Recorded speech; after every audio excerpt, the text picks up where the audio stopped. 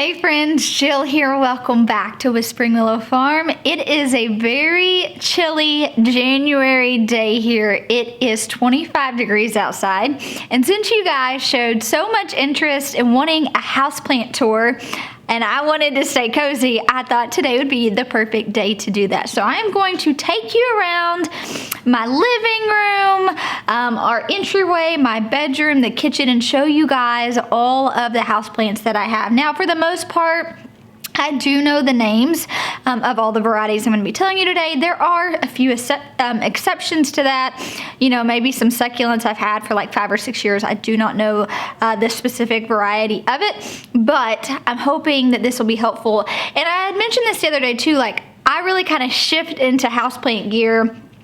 In the winter, it's a good time for me to just still get my hands in the soil. I can go into the greenhouse, turn the heater on, up pot some stuff. I come into my house and there's just lush and green, and it really just kind of mentally gives me that push that I need to like get through the dreary winter. You know, I love the sunshine. I love being outside. I love working with my hands, and not being able to do that as much in the wintertime kind of gets me sometimes in a bad mood. And so usually every single winter, I'm really just kind of giving all the care to my houseplants. It's when I'm like fertilizing everything, adding new soil, up potting, like changing things. And so I really recommend that too. It is necessary to make sure that you are feeding your houseplants, that you are giving them the necessary care as well. But usually in the spring and summer, I'm pretty hands off aside from watering. But then I do all my maintenance and things like that in the wintertime, because when it puts me in a good mood and it just kind of works out well. I do want to show you guys this too on the front end of my video. You guys know I'm a notes person. I like, you know, actual pen and paper. I do a lot of stuff on my iPad, keeping up notes. And so I'm going to show you guys what I do. You don't have to do this. I didn't always do this, but now I kind of like nerd out on it. And so what I have is a garden planner that I had bought off of Etsy a while ago, and I keep a lot of things in here. What I have right here, it just says houseplant inventory, and I have just all the houseplants that I have on here. But when I want to get specific, especially if there's something that I may be struggling with, it's like, you know, I just want to keep a detailed note on, maybe it's a plant that I'm just not super familiar with, a new variety I bought. In the planner that I bought, you guys can see here, it says houseplants. You're able to put the name, if you grew it from seed, a photo, description, water, light, all sorts of stuff. And so I do go through as well and have some pretty detailed notes. If I see, okay, well this plant's just like, you know, leaves are falling like crazy, what do I do? I'll go through, grab that note and say, oh, well, actually I had this one in like a windowsill and it preferred shade. And so sometimes that's really good too, just to kind of jot down notes. And maybe you don't need to jot down the notes until you're having to problem solve, and that's okay too. I've done that for many years. All right, so now let's just get started. A lot of the plants that I have in my house are duplicates. I've kind of honed in on the ones that work well for me and my needs, and so that's something that you'll probably do too. You won't notice that I have just a ton of variety in my house. A lot of it's just kind of the same things that I have either propagated myself or just bought multiples of. I mean, sometimes you can get really good deals on stuff like that too, and buy like a big plant and then separate it out yourself. So I'm excited. I think this is the first time I've ever done a houseplant tour, so I hope you guys got your warm cup of beverage, and let's go tour some houseplants.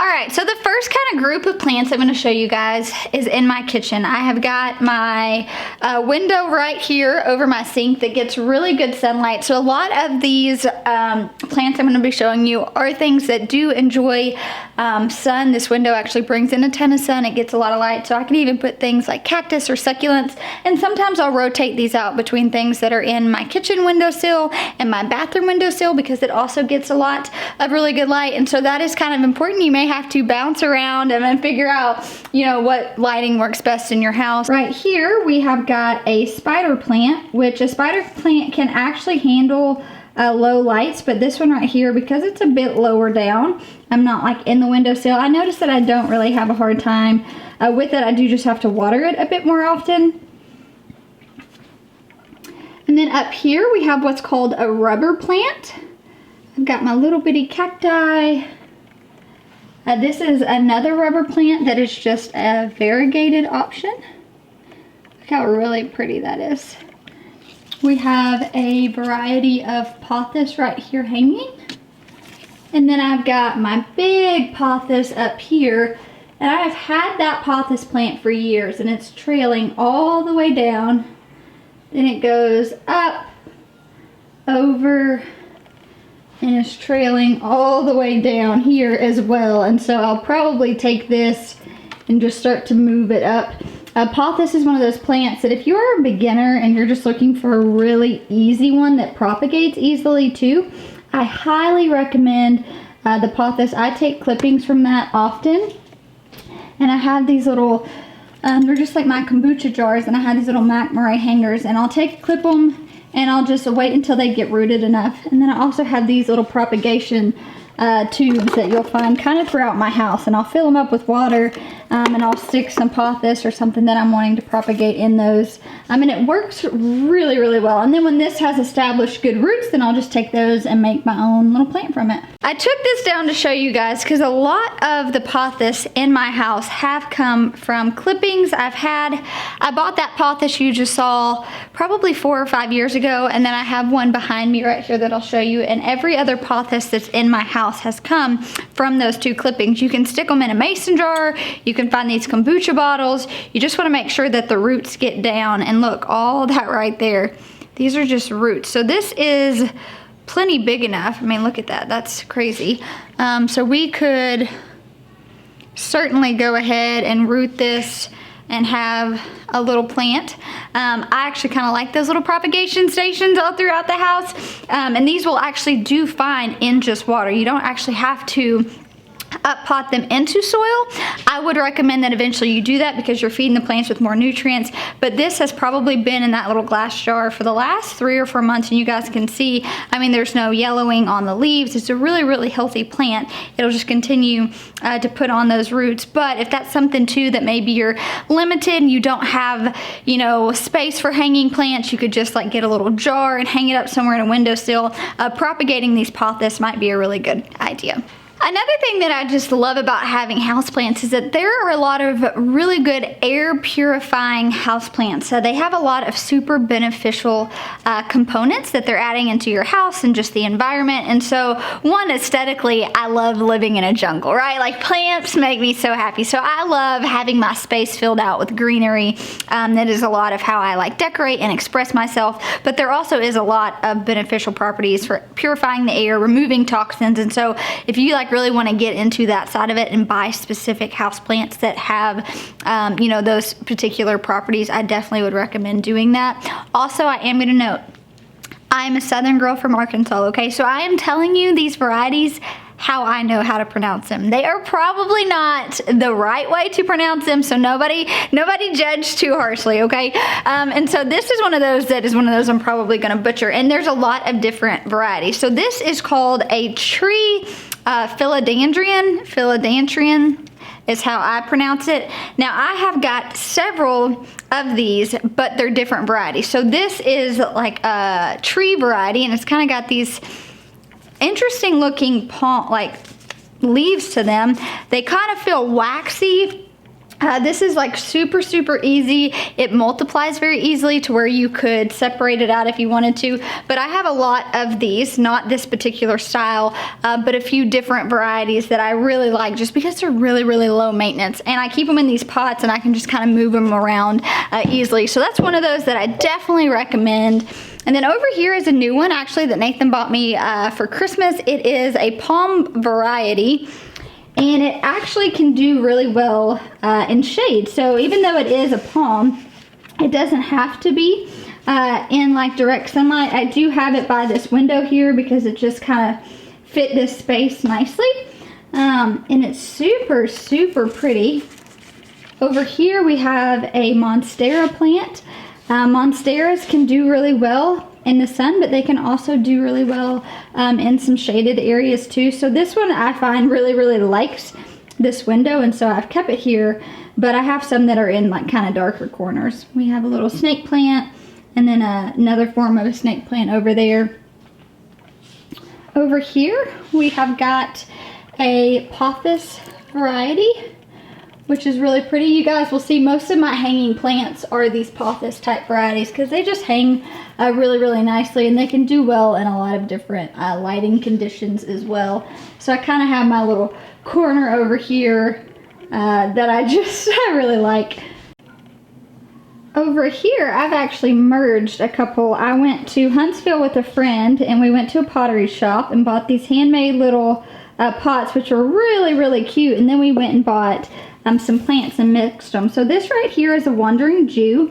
They also climb kind of trailing down, and they can propagate super, super easily. So you can just take a clipping and literally just root it in the soil and it'll keep going. And then this is a palm. And I just think that's really cute, nestled here in the corner. And then over here, we kind of have another section that we will go through, and I can show you guys. Here is one of my Pothos. I actually got this at Lowe's for $10 a couple years ago. You guys can see she's super healthy. She doesn't get a ton of light here. I do go through with like just a wet towel, and I'll make sure I'm cleaning the leaves off, and that way that they're getting everything that they need. Here is another Monstera. These leaves are pretty big. This Monstera and the other Monstera actually came from the same plant. I got them on sale at Kroger one summer, and I just separated them out. I definitely encourage you guys, shop around. A lot of times we do have a local nursery, the Plant Outlet. I think I was telling you guys this the other day in a video. I support them a lot and buy a lot of my stuff from them. But you'd be surprised, especially for us, Kroger at the end of the year will have a lot of really good deals. And I think I bought that one really, really big Monstera plant. I think it was like $12 or $13, and I was able to separate it and make like 4 different plants from them, and now they are all huge, and that was about a year ago. So they grow really, really fast, and then they'll put on those long roots, much like what you saw that Pothos doing. And so once you see those long roots start to establish, I just try to push them down into the soil, and then it'll just grab hold and root really, really easily. So make sure you shop for deals. And for me, I've even like sold houseplants at our plant sale before if I've had extra. Here actually is a really good example of what those roots will look like on one of these Monsteras.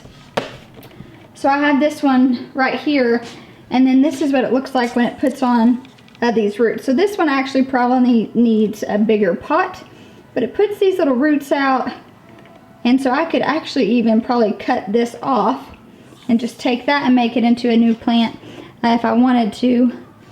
We have another variety of Pothos here. It really has been enjoying the sun. And we have another Monstera. This is actually called a ponytail plant, or sometimes you'll hear it called an elephant plant. So ponytail, because you guys can see this kind of looks like a girl's ponytail. I have a really big one in the bathroom I'm going to show you guys, but some people call it an elephant plant because the bulb of it gets super big, and the one in my bathroom actually really does look like an elephant's foot. It's insane. But this little thing I just love so much. Super low maintenance. I've had it for a couple years, and it's just done so well.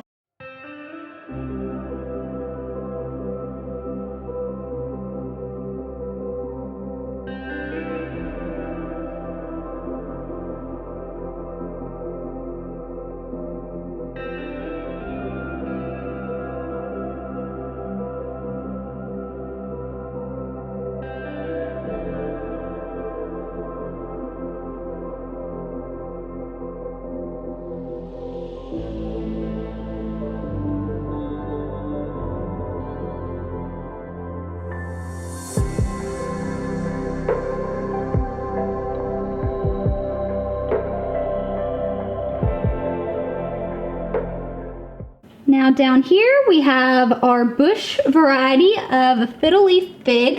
I do have the tree variety of the fiddle leaf, which I found is a bit harder to maintain and deal with. Down here we have what is called a bird's nest fern. It's super pretty. I have had to move this one around quite a bit just to figure out what lighting that she likes the best, but just kind of funky. I really like that. And then this is an agave plant that Nathan bought me about a year ago. I water this one maybe once a month, and I make sure that it gets really, really good light there. And as you can see, I mean, it's really thriving. Now we'll keep moving. I've got an aloe plant there. Usually you can find those on sale pretty cheap, and they actually propagate pretty well. We've got 2 peace lily plants. They came from Nathan's grandparents' funeral, and his mom gave them to us, and we have just continued to care for these. They're very sentimental to Nathan and his mom, and they just fit perfectly. Hey, Tito. Hey, Tito. And over here you guys can see it's pretty dark, so I don't have hardly any plants. I do have a snake plant, which literally needs like no water or no light whatsoever. And they don't really need a lot of water. And then down here I have some air plants that can also do fine without having a ton of light. And obviously they're not even rooted in soil. So that's one thing too you could consider. If you don't have a lot of light, maybe look for some snake plants or some air plants. All right, so we went through kind of our little seating area. Over here is our main living room, which I do have plants, but I do have to be very mindful of what plants I choose, because I am getting some of the sun from, this window, but over here we're just getting a lot of like the fluorescent lighting from our actual light. So I have a lot of them kind of shoved over here in the corner. Here I have Fiona, which is my fiddle leaf fig. Y'all, I was warned when it came to the fiddle leaves that they're hard, and as a plant person I'll tell you it's true. I've had this fiddle leaf for probably 3 years now and just have really struggled. They don't like to be watered often, but when you do water, I make sure that I take it outside and the water is actually coming out of the bottom of the plant. So I would tell you, if you're kind of new to houseplants, maybe steer clear of the fiddle leaf and try something easier to begin with. Here I have what is called a Birds of Paradise. Very, very pretty leaves.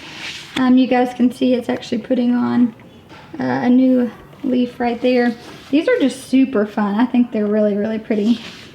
And then for Christmas, I got a blooming cactus, which is doing pretty well down here, surprisingly. We have the air vent, but it hasn't seemed to mind too much.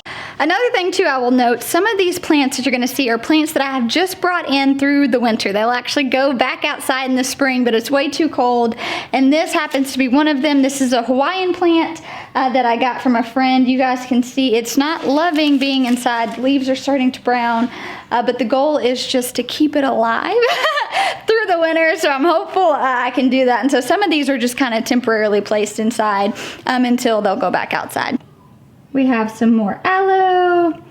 I've got a little succulent plant up there. I'm actually currently redoing this bookshelf, so I don't have a whole lot. We have a variety of spider plant over here.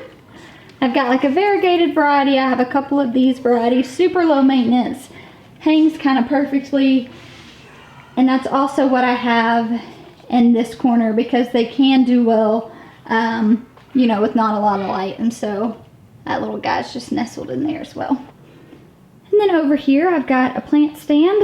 It's got some air plants and a cactus in there. And then here is another Birds of Paradise variety that's just hanging out. So that is the tour of the kitchen, dining, and living room. We will move into the entryway, the bathroom, and my bedroom. Okay, so I feel like it's only fair if I tell you guys, as I'm touring, my house and showing you these houseplants, there are a lot of houseplants, no doubt. I mean, there are so many houseplants. And I know many of you guys are thinking, how much money did you spend on houseplants? I can't afford this.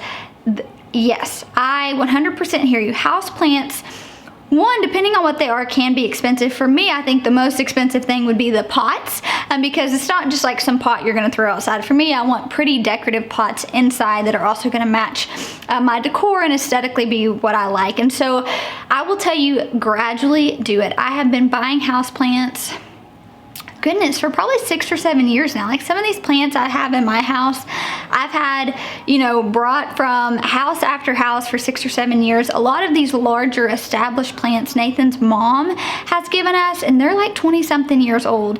And so that is one thing I'm going to tell you. Don't think that you have to do it all overnight. Buy one if you find one on sale. Like I said, I do a lot of shopping around. It didn't happen overnight, and a lot of times if you're looking for a plant, just like if you would a vegetable plant, you know, if you can buy a basil plant that has a bunch of them and then you can separate them out, you're like really getting a steal. You can do that too when it comes to like snake plants, when it comes to those monsteras. There's a lot of plants that you can go and you can spend maybe a little bit more, but it's still going to be cheaper than if you had bought the 2 plants separately. And so maybe don't just buy at the first place that you see. Maybe really kind of just like shop around a bit, and you'll gradually get there. That's one thing. When I had started getting into houseplants, I wanted to buy them all. And when I went to the nursery, I was like, oh my gosh, there's no way I can do this. And I think the first plant I bought was like a little succulent and maybe like a pothos or something like that. And it was $20. I bought a pot and some soil, and then I just gradually built from there. Now this is a lot of what I ask for Christmas or my birthday. I'll either ask for a plant, you know, specifically, or Nathan will give me money and tell me to go shopping. And so that's kind of what I did. Is some of these newer plants you see were actually plants that I was able to get for Christmas. And so that's just kind of what I do. But don't be discouraged. Know that this is kind of something, kind of like a collection, really. It's like I collect these house plants. They bring me a lot of joy. But it's definitely something that I've gradually built up my collection. It certainly did not happen overnight.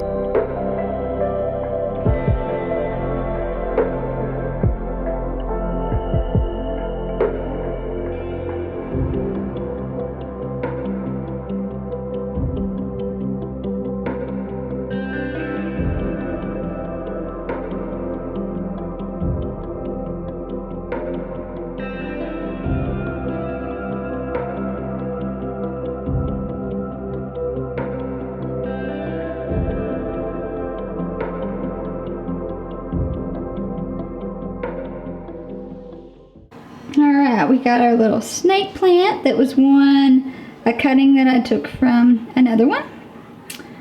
We've got our pothos here. I just recently bought this cactus to go right here in the entryway. So these are all things that can handle pretty low lighting. And then we've got the other peace lily that came from Nathan's mom. And I moved it in here too, just because it wasn't really thriving where it was, and it seems to kind of like this corner a bit. I've got another variety of snake plant. Like I said, hardly needs any water, does really good with like no light at all, and so we've got it just nestled here in this corner. And this is one of those too that I actually got this one on sale for 50 bucks, which is really cheap if you guys can see how big it is. And if I wanted to separate it out, I mean, I could easily get 10 plus new plants out of this one snake plant. So I wanted it to be big, so I'm going to actually leave it. But that's one of those that would be a really good deal, because this plant over here, which I got a year ago, this snake plant alone cost like 20 something dollars. And so to know that I got that big one for 50 and I could separate it out. So I've got this snake plant here and then a little aloe thrown down there. This is also one of those monsteras that I ended up separating from that one plant that I got. This is not its home. I had just recently gave it some new soil and a new pot, and so it's just kind of hanging out right here until I can figure out where to put it. But that's one of those things that you get these good deals and then you're kind of stuck figuring out, oh gosh, where am I going to put these plants? I don't know. So this one, I'm open to suggestions if you guys have any for me, but look how healthy it is. I mean, the leaves they're looking great. All right, I'm actually really glad that I had cleaned my house after the holidays. So I have a semi-clean house to show you guys. Here is our hallway. I've got a little snake plant thrown down in there. And then we have got mine and Nathan's bedroom that we are currently trying to still do some remodeling on. We have to redo our bathroom and our closets, so I don't have all the plants that are going to be in here yet, but I did hang this one up the other day. This is a variety of a spider plant, which does well in this little corner, and then I have another spider plant that I'll put up I have got an air plant up here on the wall, and literally all I do with these about once every 2 to 3 weeks is I have a spray bottle. And so I'll take them out, lay them on the counter. I will spray the roots of them really, really good, and then just leave them for honestly probably like an hour just to make sure that they completely dry out. And then I'll come and put them back. But they're super low maintenance, really, really easy. This is the window in my bathroom. I do not know the variety of these succulents. I have had these succulents though for about 6 years. They kind of need to be potted up, as you guys can see, but they love this window here. It goes like faces the backyard and it gets super, super hot. And so these succulents absolutely love that.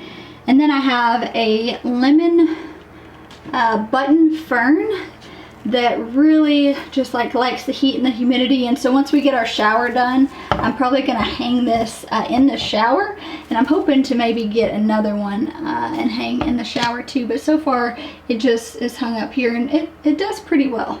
So downstairs I have a couple snake plants. In the girls' room I have a really, really long wandering Jew, and I think I have 2 Monstera plants in there and a couple air plants. But overall, the bulk of all my house plants are in the kitchen, living room, entry hall. Like I said, I do use them a lot for decorations. I use them a lot for their air purifying features. One thing I found out the other day too, that my mind was literally blown. Like, I read this fact probably 5 or 6 times just because it was so cool. And it was saying that scientists had proven that if you put a plant next to another plant, it can recognize if it is sibling or kin, which is really cool. Just that plants, you know, recognize whether plants are in their families. And it was saying too that like if you put a plant next to another plant that is not a sibling or a kin to it, and it starts showing, you know, signs of like wilting or, you know, yellowing leaves, or it's just showing that it's not happy, it's because it's not happy with being next to a variety that's not its kin, which is something that I am very mindful of. I will kind of group my plants together if they are somewhat in the same family, and then if they start showing signs that they are not happy being close to each other, I will move them. And so like down here on my little table in front of the window, I have the agave, I have the fern, and the fiddle leaf. Those are all like tropical things that really love heat. I've got like my ferns and my palms and my succulents close together in the bathrooms because they like that humidity from the showers. And so that is something to be mindful of too, is if you group your plants together and they start, like you're watering them right, you have them in the right light condition, but they're just not happy, maybe look and see you know, how different the varieties and the species are that you're putting together, because it could just be trying to tell you that it's not happy. And I don't know, I know for some people that's crazy, but I do go through and like try to just take care of my plants. I'm trying to clean them, I'm trying to fertilize them, give them new soil, up pot them. I want to make sure that if I'm investing in these plants, which I am, as you guys can see, I have a lot of houseplants. It is an investment, a cost investment. And so I want to make sure that I'm getting the longevity out of my plants, but that they're also living, you know, their best life and they're happy in the environment that they're in. And so if you guys do invest in it, make sure you take care of them, make sure you're watering them properly. And know too that like plants are really forgiving, much like the vegetable garden, much like the flower garden. Houseplants are very similar. My fiddle leaf Fiona, I've had Fiona for 3 years. I've almost killed her 6 times, and she's come back, and I've had to do some pruning, I've had to move around, I've had to up pot, but she's still hanging on. And so plants are forgiving. They'll kind of have that grace with you as you navigate and figure out how to take care of them well. But thank you guys so much for hanging out with me today in my house, kind of touring my house a little, and all of our house plants. But thank you guys so much for hanging out. I'll talk to you soon.